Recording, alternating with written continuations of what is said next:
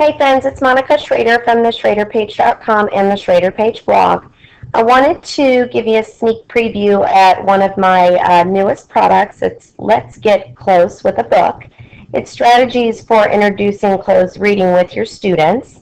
And as all of you know from the Common Core, that is a biggie.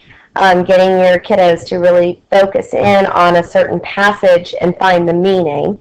So my file goes through what a closed reading is, giving students the opportunity to read with meaning and practice some of our reading strategies and techniques from class.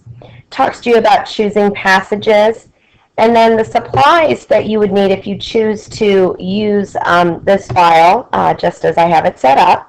And those are some simple things. I always use smelly pencils during our closed readings because it just gives the kids something to be excited about. And we always use highlighters, and then you'll get to see the bookmarks. I've added an example of a passage that I use with my kiddos. This is from Chicken Sunday by Patricia Polacco. So this is a passage that I would give them, and I probably would put this on a larger piece of paper because I like them to have a little bit more of a margin to write on, especially in second grade. But this is an example of what a closed reading might look like.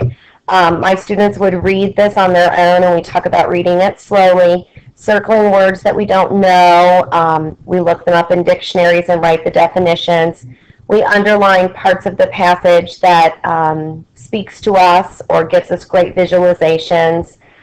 We record questions that we have. We make predictions. We also add little stars to show important words that we want to make sure, or important statements that we want to make sure that we talk about in our discussions. We also go through and look at the word choice, like adjectives and verbs that the author's using to really create that visualization. So that is an example of what a closed reading passage might look like after you get through all of the steps. So starting with reading the text and not being afraid to reread. Closed reading has a lot of rereading involved with it. Circling unknown words and looking up definitions, underlining important words or phrases. These are the highlighting colors that I always use with my students. Making predictions, thinking about the who, what, when, where, and why. We also do the text to self, text to text, and text to media. And we just do the TS, the TT, and the TM.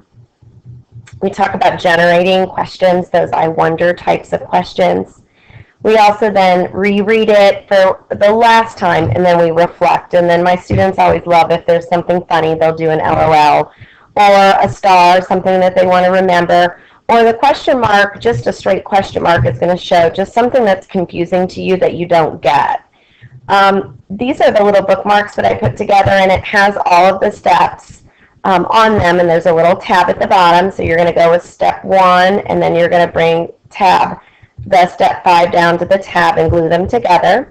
And I laminate them and get them ready. But my students love having them as a bookmark in class, as well as just that reminder when we're going through with the closed reading. So I hope you found this interesting, and it might be able to try it out in your classroom. Poetry this month in April, that's a great way to start closed readings, is with poetry. So this might be something easy that you can get started with. So again, it's Monica Schrader from the SchraderPage.com and the Schrader Page blog.